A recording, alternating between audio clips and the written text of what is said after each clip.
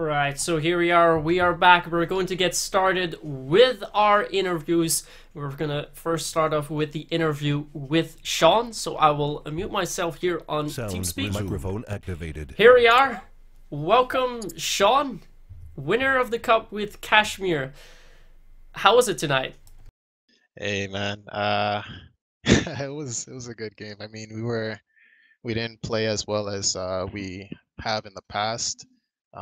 The first few maps, I believe the first two maps, but we got our act together towards the end and we were able to secure the win, and I'm happy about that. Yeah, I mean, if we look back on airplane, it was a little bit tricky. You guys were behind on defense, and then also lost the first round. Well, on Core 7's defense, but then when you started on defense, it was. Or am I saying this wrong? No, when you were on EU, you were behind 5-2 at some point, but then won 5 rounds straight to still secure airplane. Were you expecting to come back after that? Sorry, what map was the first map again? I don't even. Airplane. Airplane? Okay. Yeah, we slacked a lot. Uh, for me, I can speak on myself. I was just running around the map, like I wasn't really speaking on TS. The guys were started to get upset at me, telling me, "What am I doing?" I was pretty much throwing, but I got my act together, and we were able to pull through once again. All right, then we moved on to fox hunting. Fox hunting started a little bit interesting. Core 7 showing up very well on defense, They did and really then good. it just didn't seem to connect anymore. Yeah, we had a strategy to take underground and have maybe one or two guys come in through the main entrance of two, but that didn't really work out. The Core 7 defense was actually really solid on that. They played the stairwell of insight and were able to crossfire that, I believe, and had a scope up in kitchen, and he was able to back up, and that really messed us up. We couldn't break through that crossfire at all. They did really well, I won't lie. And then we moved up to what eventually seemed to be the final map. That was India. Of course, going in there, you knew that this was one of the strongest maps that Core 7 has played. I believe that so far in the Cup, they haven't lost a game here on India before. But I think as soon as you were in the lead 6-4, I think you thought you had it.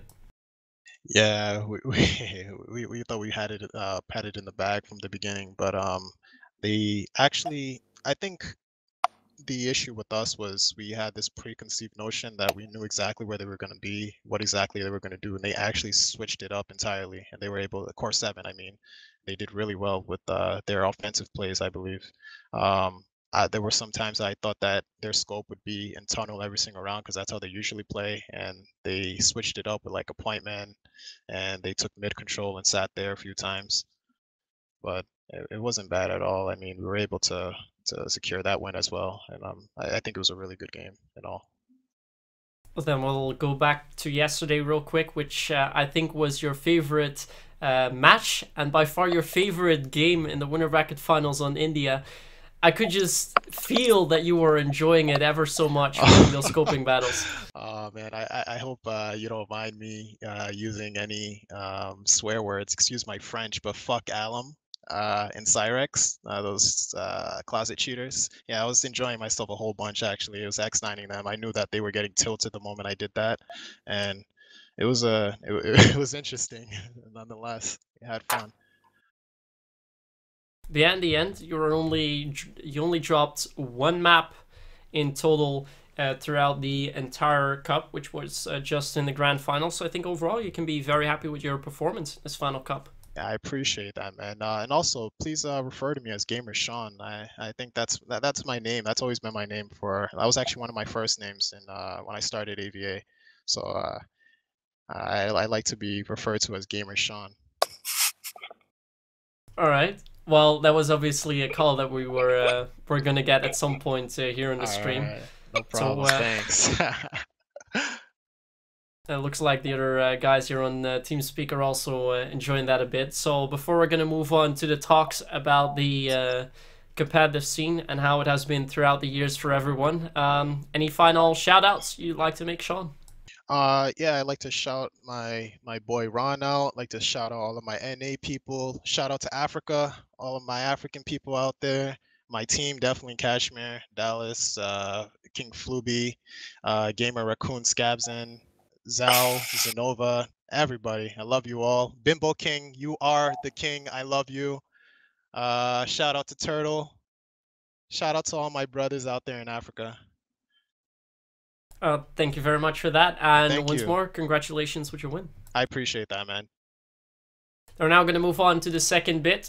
You can, of course, stay around here because we will have some questions for you too. But we're going to talk about the competitive scene, how it has been throughout the years for AVA. Because if I'm not mistaken, we started with the ESL section back in, back in IG. I will need some help from Cybers and Tazdo. Was it back in 2010 or 2011 when the section was launched with a grade 4? Cyphers should answer this because I started 2012 and he started earlier than me. I mean, it might be embarrassing, but I'm not even sure. I'm gonna guess it was somewhere in 2011. Alright, so 2011, we'll just keep that. Is when the section started. We're now late in 2017, so over 6 years of competitive plays, which we heard that you started right from the beginning. TAS started off in 2012, which is 5 years. When did you start, Sean? When I started playing AVA or competitive? Competitive. Competitive, I believe it was 2013, I'd say, 2013, yep. I was kind of slow on that curve. I built my computer and I was able to compete. Fair enough. Well, we'll start with the player that has been around the longest then. How did you start off playing AVA competitively, and with what teams did you start off, Cyphus? I started both casually and competitively with the same team because me and my friends made crackheads for a game called Combat Arms before AVA even existed. So we played casually, and then I think we started playing the later CGO tournaments. Were they called CGO? I forgot.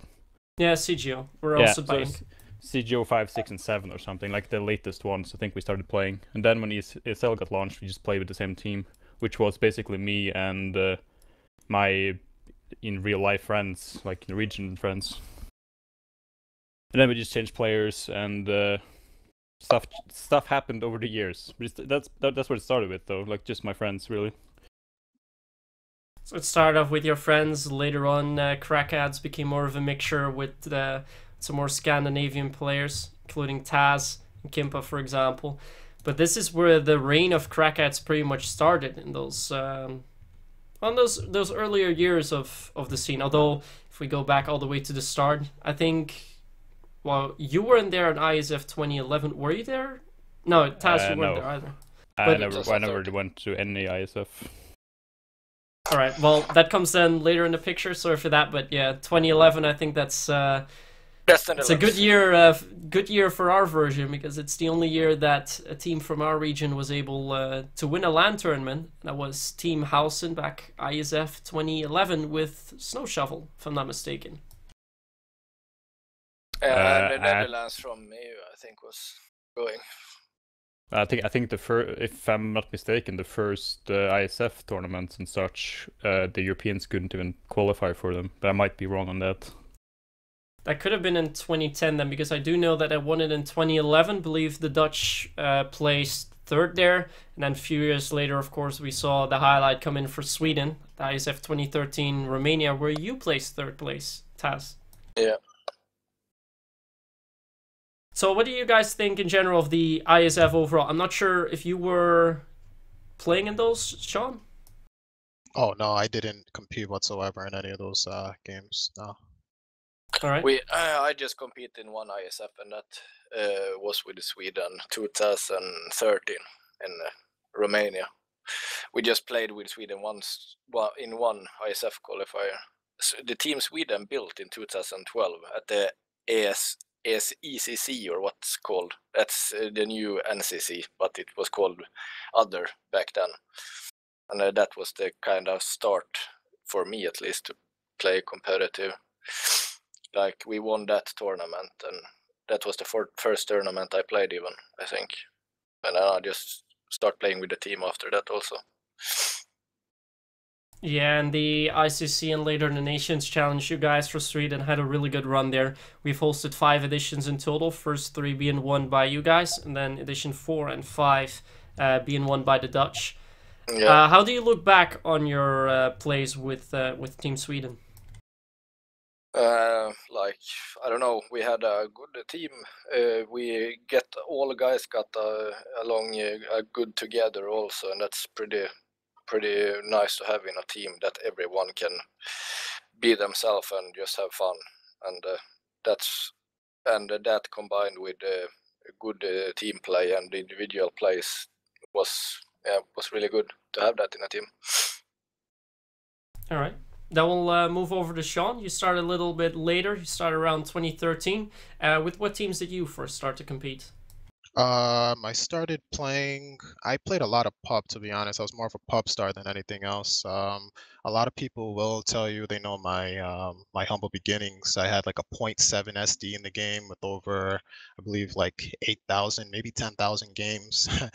But I was playing, to my own defense, I was playing on a laptop. And just recently, I was able to, I believe, in 2000, like end of 2014, like early 2015, I built myself a computer and I was able to improve a whole lot more. And I just started playing with different types of people.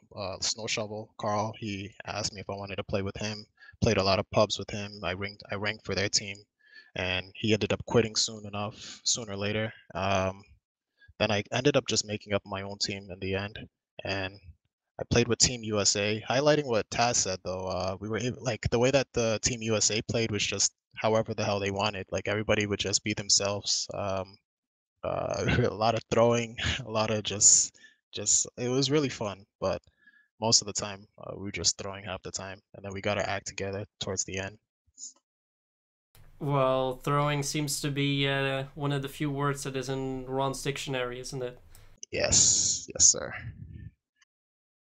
But yeah, I mean, overall, you guys with USA had a some fairly good runs. I think you made it to the playoffs as well. Yeah, I'm pretty years. sure we could have made it farther. I think what threw us off was they wouldn't allow certain players from Canada, even though Canada is by definition part of North America. They said that Canadian players aren't part of North America, but demographically it is. But I think they dropped 2 or 3 of our players, and we gave up after that, or something like that happened along those lines. Okay. Then we'll move back. We already talked a little bit about the Crackheads reign, but of course we saw a split happening with that too, with TAS starting off Team Global. How was the Team Global run for you guys? Because you had quite a glorious year back in 2015. Well, I think the story starts a little bit before that, though, with Innoware, before that even. Oh yeah, Innovar. Sorry. So let's start there. Well, Innoware, I don't know. We almost got to LAN, but I think Celsia won that qualifier that year. And then, I don't know, it was me, Kimpa, I don't know, Kroon, I think. It was, some people in that team. We did pretty good, but it was at the same time that these drop guys and all those guys also played for going to the LAN, so it was a bullshit tournament from the start. I believe that was a qualifier for the IEF or the AIC 2014. IEF 2014. Yeah, IEF. And Celsia went there to that LAN in China, and then afterwards we were preparing for 2015. Eventually the year where all of you went to one LAN tournament, with first AIC 2015, where you went Cyphers with Crackheads. How was technically it was Andromeda, but there was Crackheads players in there. Yeah.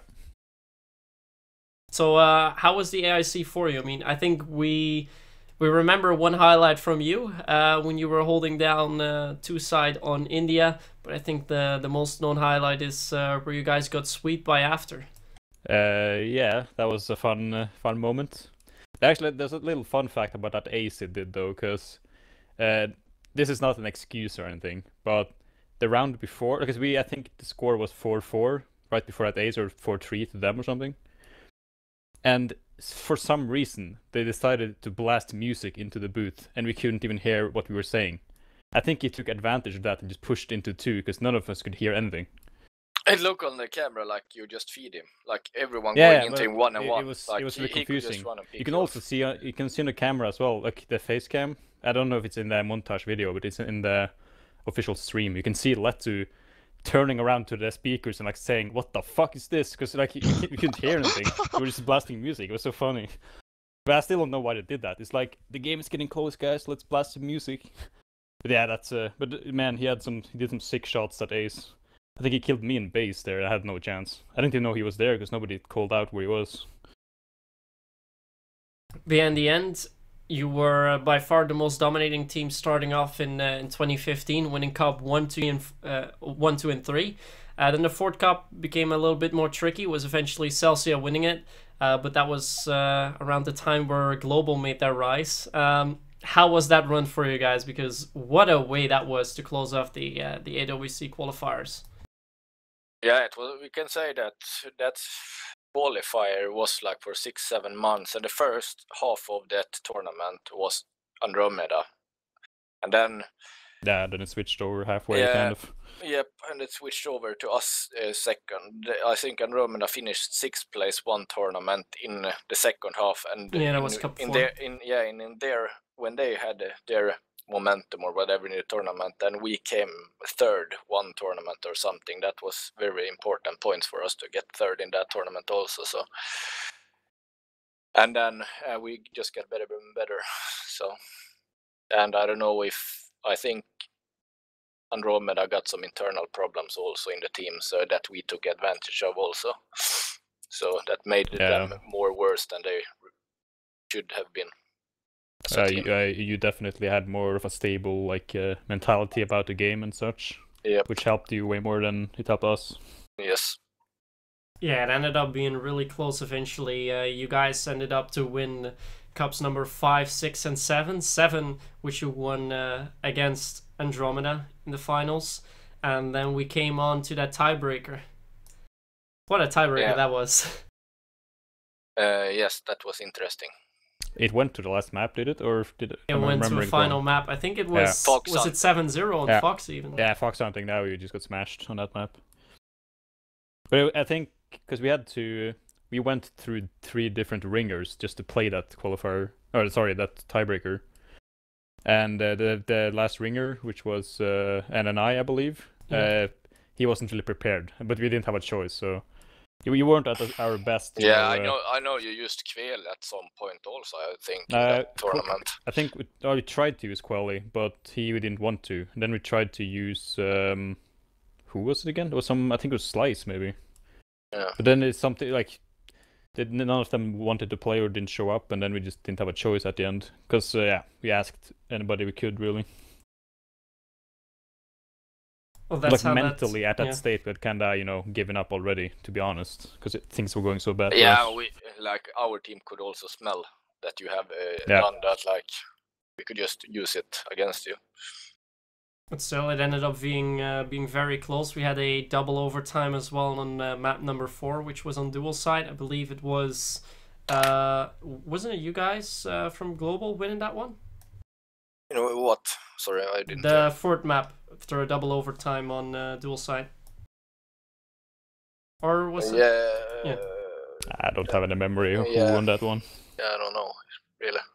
Yeah. I think it was we, but I don't know. Dates back quite a while, but then you guys went to the LAN, the AWC 2015, where you actually showed up to play quite well and made it quite difficult for the Asian teams as well, which I think put your hopes up quite a bit for the upcoming year at least. The AWC, man. Yeah, the AWC, the LAN itself. We played better on Prac, but that didn't help us, and I don't know. They play good, but I think we won a map or something in the tournament itself. But in practice, we played a few days earlier and we did much better. So I don't know what the problem was there. I believe you were able to win against the Requish. Requich. The Japan AVC qualifier winners, but yeah. Same time it was India, and India is like a random map also, but I think we did good anyway in that map, of course, to beat them, since Clan Heat and those AHQ have never won against Requich in India, so that was like AHQ manager came to us and like, how did you do to beat them on India and stuff like that, so that was pretty nice. Yeah, it must have definitely felt good coming out of the AWC. And then after AWC, we saw a merger of Team Global and Crackheads. How did that came about, actually? That was like me in the central role, I think, since I knew both Delcor and Epi and Cyphers and Kimpa, so I could like put us together in some way. And of course, these people knew each other also, but like it felt like it could be a super team. Like, I don't know. I think more and more people just, the people left, so you kind of just have to find new people. I think Kroon got into a CS team, so he didn't want to spend time at AVA, and Petaway, so I'm not sure if he wanted to play more or not. I don't know the story about that. They were missing some players, and we were missing players as well, so we just decided to merge the teams. Yeah, it's like kind of made sense in the end. Yeah, that makes sense. Good friends good friends from everyone and knows each other. Like, it was a very logical decision for you guys to merge indeed. After I believe Kroon went to play for the CS:GO team of Complexity, which he recently left as well, at least as a main player.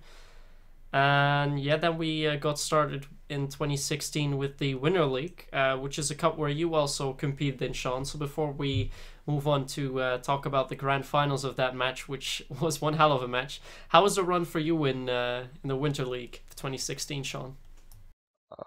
It's actually really fuzzy for me. I don't really remember too much. Winter League, I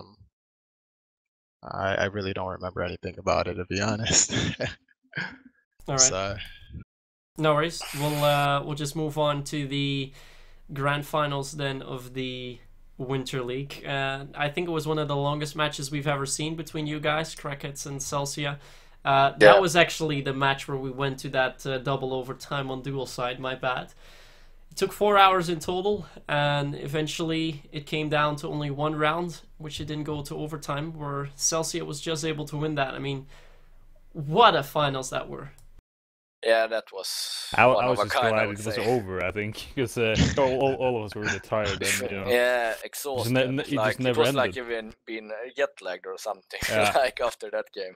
It's pretty intense. Yeah. Yeah, and some random stuff in the game also. Like, for example, was that with the car? Yeah, stuff. Because that's legendary, the Epi's car thing. I think that was during... Yeah, that was so funny, man. Wait, what exactly happened then? Like, it was hammer blow and attack, and we were just slowly pushing up bridge, and then suddenly Epi's car started, his alarm went off. Yeah, and he was like, "I'll be right back," and then his alarm was just beeping in the background. We couldn't hear anything that was going on. Just he had to stand still on bridge. You heard the alarm from the car. Yeah, we just had to stand still on bridge and just laugh because we couldn't hear or do anything. Pretty sure Kimpa uploaded a video about that. I'm actually not sure about that. I will have to find that later on tonight, because it's a very funny story. I think it's one of those troll compilation videos. He has a bunch of those. It can be hard to find it. We'll try anyways. Then we'll move on to I guess more of the DK when it came to the competitive scene. We were preparing up in the Spring League. We were getting ready for the playoffs, and then we received word that Area Games was not going to send teams to AIC 2016. How was that news for all of you guys? Starting with Sean. I was really psyched about that, even though I knew that I probably have like a really small chance of being able to compete at a LAN over there because I wasn't on the proper team. I refused to be on the right team, which was with Ron. He asked me, and I said he should go fuck himself, and I went to go make my own, knowing that it was weaker. I just have like this competitive nature in me, and I think we ended up just getting completely destroyed by Celsia or Crackheads, one of the two, or probably both of them. Yeah, it was the Spring League playoffs where I think eventually both Celsius and Krakens decided to not play the remainder of the tournament because there were no teams going to be sent to LAN. Or Yep. how did it feel for you guys? Well, I was kind of prepared for it anyways, but like I think all of us knew it would eventually happen. Like I thought it was going to happen after the second ASC I went to, like 2014. When I came back from that, I thought like they're never going to send another team ever again. But they kept doing it for like 2 more years. So it didn't come like as a shock or surprise or anything. But I mean, we decided not to keep playing it because they kind of removed the only thing that kind of mattered in the game. Yeah, in the end, it was a very logical decision for you guys to make. And then a few months later, we heard that a new publisher would be picking up the game. Area would leave the game, and that we would see EME picking up the game. Initially, how did that feel for all of you guys? Well, I was excited. I heard a lot good about the company. People hyped it, for me at least. So I don't know, but and I had hopes for it like 3-4 months at least. I'd be like, well, they're gonna release something soon, but nothing happened. You know, poor in-game shop on homepage, like it's nothing there. Like ESL prices, like not there anymore. Like not anything to fight for. I think people got tired of that. Yeah, I was really optimistic about it all as well in the beginning. I thought they were going to make a whole bunch of changes. My big thing about them was I know, the cheaters. Yeah, I thought they were going to remove all the cheaters from the game and maybe perhaps fix a few bugs here and there, because there are a lot of bugs in game that a lot of players, the community I should say, have sent out, but there have been no fixes, unfortunately, and that's why a lot of known players and unknown have just decided to quit. Yeah, I know, and like I don't know, it felt like also like you had an interview, or Inc. or someone had an interview with them, and they said like, oh, we're willing to send the teams there if it's the right team or whatever they said, like in an interview I heard of. And so they put hopes in you, but nothing happened. Like not in game, no events, kinda nothing on homepage to do. Like yeah, and like Sean said, like the hackers still running there, like same people. Like been there for years now. Of people. Like I don't understand it. I start playing AVA a bit now, like the last 2 weeks maybe. Before I haven't played for since summer, May or summer there, and like same people still. Like how is that possible? My theory is that those guys have put in so much money into the game that the developers have said, you know what, we're going to keep these cheaters around, let them completely dick everybody else. We don't care. They're helping us out with all the investors or whatnot. But I don't know, man. It's very funny to me that they decided not to get rid of those cheaters. Yo-Yo or whatever the fuck his name is. And it feels like, I don't know, for me, like people have been like into this, like MythSky was really like you've been really like into the game and try to do all this stuff like ESL events, everything. Like they no, I don't know, they just disappeared or something. They staff or something. They like hiding or what? I don't know anything about that. Yeah, we'll move on to that later on in the interview because this, of course, happened later on in 2017. If we go back to the start, the first few months were actually good. We had the same prizes that Area gave us, at least not the Euro prizes for 9 to 16 and so on, just top 8 prizes. But I think it pretty much started with EME already, well, I think it was November when EME made the call. We're not going to send teams to AWC because we want to come prepared and we want to go there to win it. And I think that was a call for a few players, including of who I know, Mangos, to completely abandon the game. But I think that was the first big blow that the game took. And then later in December, with the prizes being diminished, no EMP being given, but just red tickets for it to decay even further.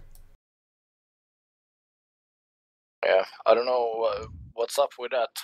Yeah, that was the incentive for people to play the game to begin with. So why would they remove that? Well, for them, the decision to do that is we started off with some red ticket prizes in the first few cups to try and get ESL back up after the publisher change. And with EMP prizes, they didn't really see the player base rise, which is why they decided to move.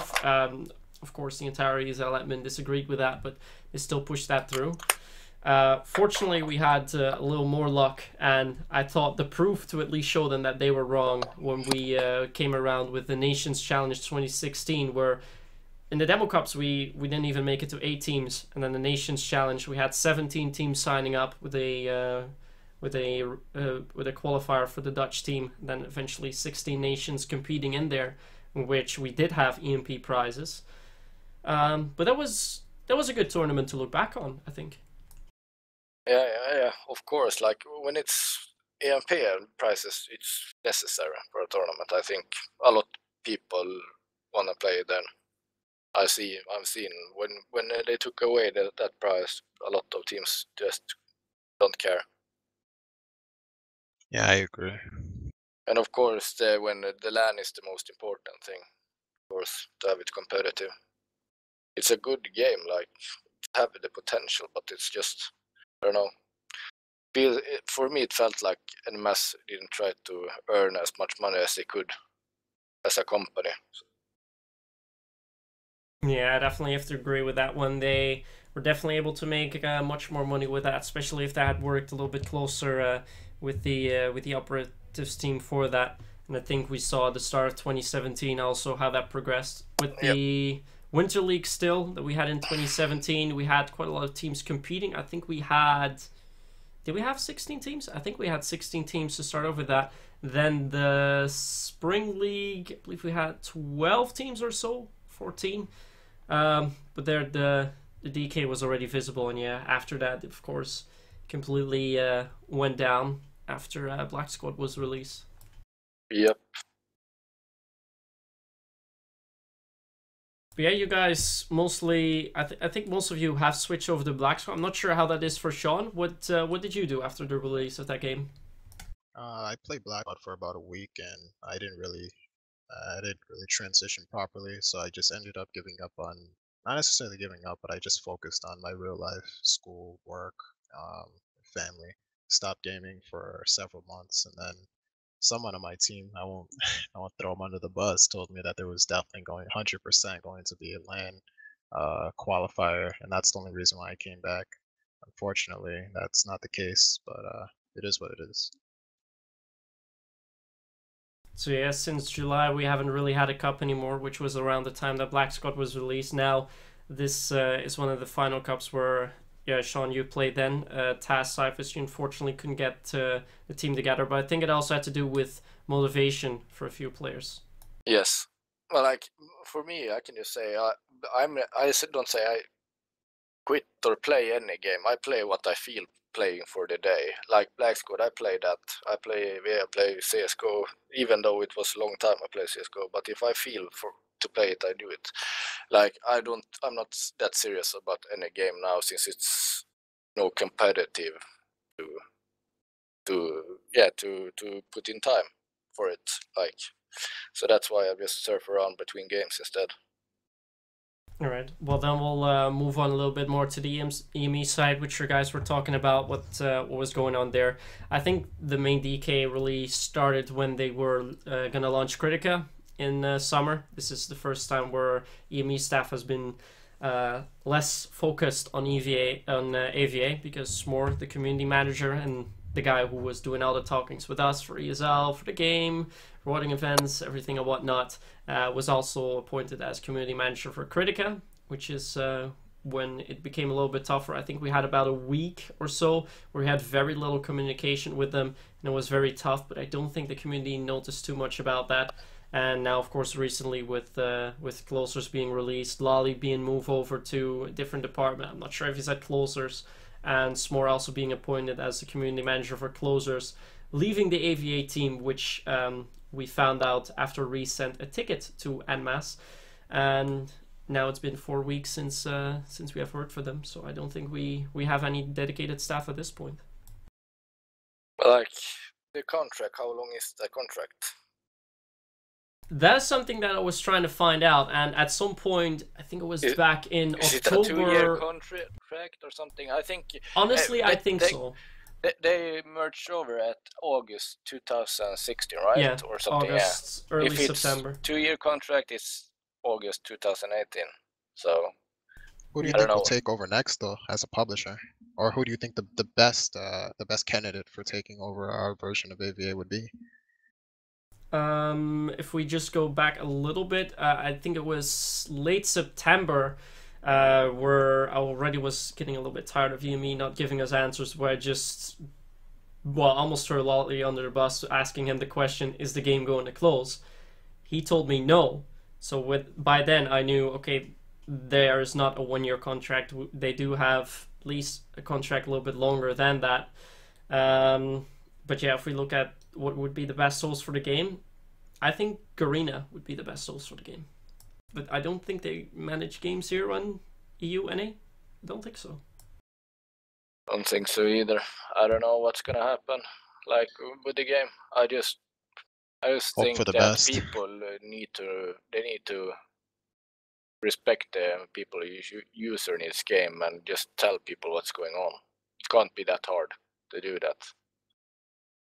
Yeah, and especially in the last year as well. I think the last 1.5 years, it has also been very tough for Reduc, the publisher for the game. They, of course, wanted to launch Metro Conflict, but after a huge update, that turned into a huge flop, with them now only re-releasing it as Metro Conflict The Origin, which is going to be later this month for €20 on Steam. They also lost the IP rights. Well, that has like a really weird business name, but it pretty much are the rights to own the game. They had to sell those a little bit, and NeoWiz now has control for the rights for AVA all the way up to 2020, after which that contract will be up for grabs. But I think after that we have seen the game getting some more updates. Of course, the anti-macro patch for the para, which got removed. Now with upcoming news that armor is completely going to be remodeled, with armor points working differently, more like in CSGO, where one bullet will decrease the armor first, and then bullets consequently will do more damage in the end. I think the rifleman class will get different. SH16 is going to be all different. So we have a lot of good updates coming up, but if we look more... I think it's sad for the rifle that use, like, let's say AK-12 or something and shoot a headshot and they don't die. For example. But I know they're going to fully rework the SH16 armor. I'm not sure how exactly that's going to look, but I think we've also seen it in other game modes. We've seen new co-op games launch. We know Prison Break is still has already received a revamp in the other versions. Infection has received a revamp, so I think we'll be seeing that in the update later this month, one of the two. But yeah, if we look at Reduc, I mean, in the end, with the lands, when it comes down to the lands, Reduc has to host them. And with Reduc taking such a huge blow with Metro Conflict, I think that's the direct reason why AIC 2017 hasn't been hosted at all. And with us now being almost mid-November, there's no information on AWC either. I know I know two players there that have good relations with PMANG, which essentially is NeoWiz, the publisher of Korean AVA. We have some good contacts with them. He was not able to get any info from that. He talked with players from Clanite as well. Clanite's AST. Doesn't know anything about AWC either, but as goes for the status on that, he's trying to get some info from that. He was able to tell me that it's all Reduc hosting that LAN, organizing it. So it's a bit tough, because in summer I was told that Reduc was only debating about where they were going to host the LAN, because they were looking to bring it back to South Korea instead of hosting it in Japan. So in summer I was quite convinced there was going to be a LAN, and the question of Reduc, whether they were going to invite a team, wasn't really there. But of course, EMI, whether they were going to send one. So, and in summer I was quite optimistic about a team being sent here. Of course, now that's all different. But as the status is for now, I'm just trying to get more info as it is. I won't at least declare the formal request with at the ESL guys yet to close down the section, although we won't host any cups from now on until we hear a final word on on the LAN. So hopefully, if I'm a little bit lucky, he will get back to me with some info on that either tomorrow or Tuesday. Like I've seen tournaments being hosted in Japan, but that's about it. Where I can see on Yeah, YouTube, Japan announced their circuit for AWC qualifier back in April of this year, with the hopes of there being a LAN. I haven't really received much news of it, but we're still seeing Clan Heat White from time to time making streams, practicing a little bit.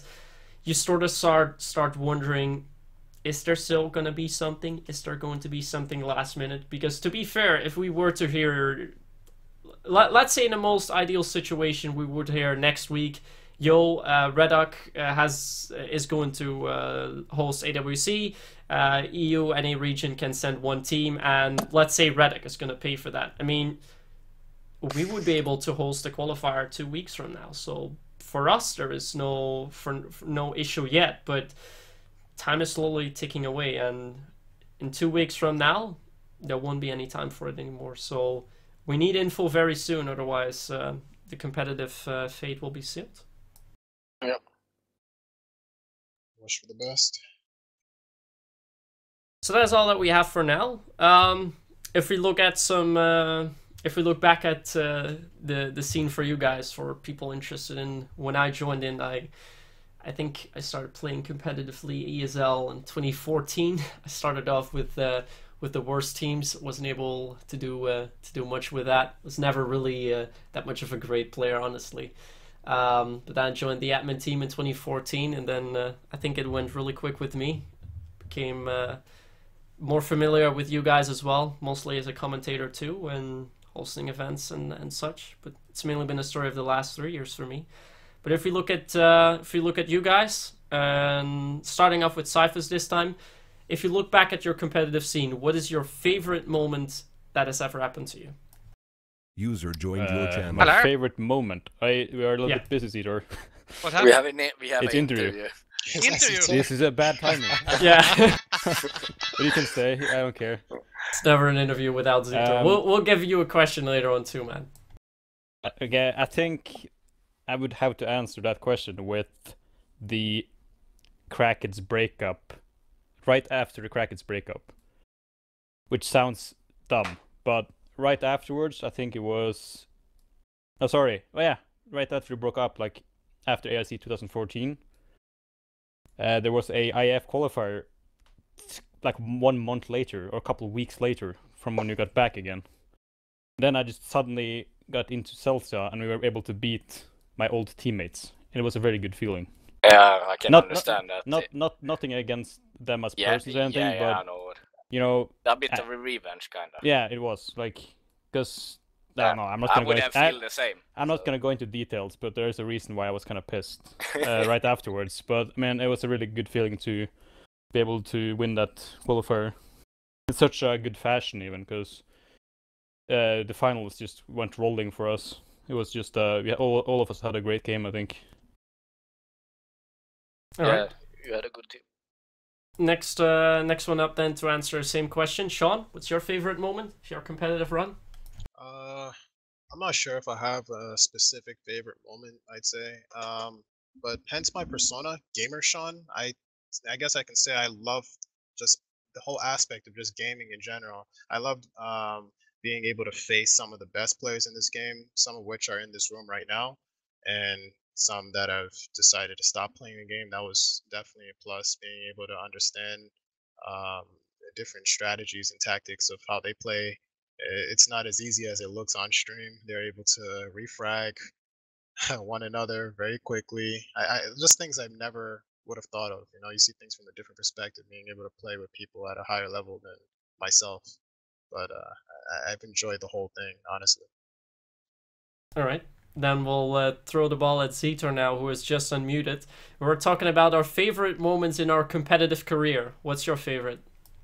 Oi, that's a tough one.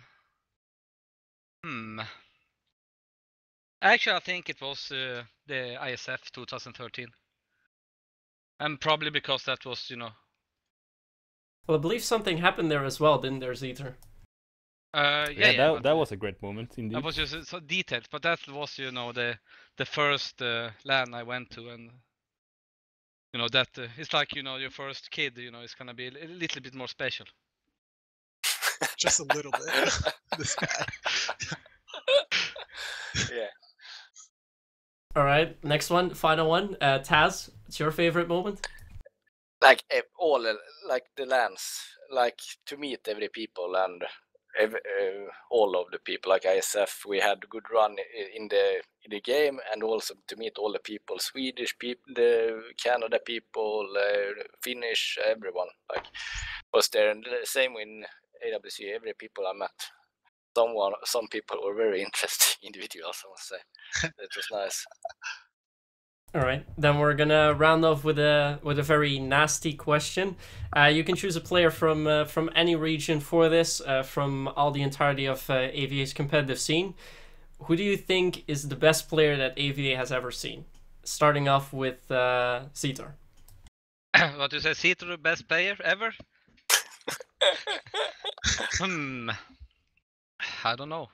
Don't start with someone else. Give me some time to think. Yeah, All I'm right. gonna have to second that. Who thinks he is got an answer ready for me? It's of course a very mean question to ask. I don't think I thought would that- answer like based on who I think the best is. I think I could answer who I think my favorite player would be. Let's do favorite player then instead of best player. Who is your favorite player from all the regions? It's a toss up between Styan, STY4N. I believe he played for, I don't even remember the team, either Requish or Clan Heat, one of the two. I don't remember. And AST. Sure.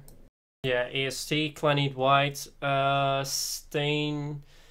Not sure who was playing for. I believe the scope for Requish wasn't. No. F4E had Apina. I think Stain might have been the scope for Requish then, but I think. I think it was Requish. I think Tass would know. You played against him. He didn't play for Requish back then, but he do that now. Okay. Next one then. We've got 3 Scandinavian players left. Who's your favorite player? I got a lot of favorite players, I must say. Like favorite players to play with, I have a lot. Like players that understands me. You know, that we understand what we're doing without even be talking to each other. Like for example, Cyphers and Setor is 2 guys. I played a lot with them. We understand each other kinda without even talking. Timpa is for me my scope legend, because he was starting before me, and when I was in the beginning of AVA, he was the greatest. So I always looked up and learned from him from the beginning. And I have Delcor is also a guy and that I understand, and he's really talented player. So it's a lot of players that I have, like favorite players. Tim is also a great player, very good. So you have a lot. Mangoes, yeah, boy buddy, Mangoes. Also, like it's a lot of guys that can be there. Studlock was good when I played against him. Also, Kroon, a lot of players. Well, most players being mentioned here are snipers then. If we move on to Cyphers. Yeah, but like Kroon, he could play with on Timmy. They are really good with rifles also. So it's just the mindset, the game sense they have, these players. Also, just about scoping. Yeah, that's true. I mean, if you look at Kroon and Dalcor, they were also able to pick up a rifle and perform really well. Yeah, exactly. So next in line then, Cyphers, who is your favorite player? I would have to say that the guy I hate to play against and love to play with has to be Timmy. And it's one of the players I respect the most, I think, in the whole game. He is like, multi-talented with all the classes, and he knows how to use utilities and all that. And on top of all that, he's a really nice guy. Some nice words for Timmy here too. And then the final person, Cetar. Who's your favorite player? Your favorite player, or who is the best player? If you want to answer both, feel free. Okay, I'm gonna start with answer the best player, and then I can't really say one guy because I have to go through the different eras of AVA. Because like early on, Skadoodle was like the buddy. you know, the big name, and then after that we had Kimpa, and now the late stages of AVA, I would say Timmy Perno. Like those are like the three names that pops up through the years that has been, you know, like the #1 player at the point. But overall, if I close the AVA book and like one single player that, you know, impacted me the most is our favorite Norwegian Cyphers. That's it warms my heart a little bit. No problem. Yay. Right, very nice to hear. Some love for Cyphers too. Then before we're gonna round off, are there any questions that you guys may still have? Questions for me, questions about the game, or how everything went? Or anything you still want to remark, perhaps? I don't Stays know. awfully quiet. Yeah, I don't know. I don't know. I I just don't know go- what to add. Yeah, I'm just gonna. I don't have nothing to add. I just stay I mean, optimistic about this game. I had fun while it lasted. I hope they can get rid of cheaters at some point. That would be nice, but I'm just gonna stay optimistic for now. I'm probably gonna take a break though. Yeah, I think most of the players will take a break from now on. Of course, as I said before, in the next 2 weeks, we still have a glimpse of hope of something good happening afterwards. Of course, it will be completely definitive, as the ESL section will close in, given we don't get any word from Red Duck. But I'll try to see if I can get some information with them, and maybe by mentioning that the competitive scene here will be going down, may speed up the process in getting an answer, whether that be in positive or negative. But I think it's fair to say that I'll keep you guys all updated on that, but I don't think we should be hoping for the best. Yep, like I say, I will just play when I feel like playing. I think I will stream a bit later today, by the way. So Now it's time to plug your stream in the chat, boys. Free PR. Good idea. Check this yeah, out. yeah, check this out, guys. So that is Smart guy. I twitch.tv like /Tazish. Yeah, I think, yeah, Do I exactly. hear a host coming from MythSky? Maybe.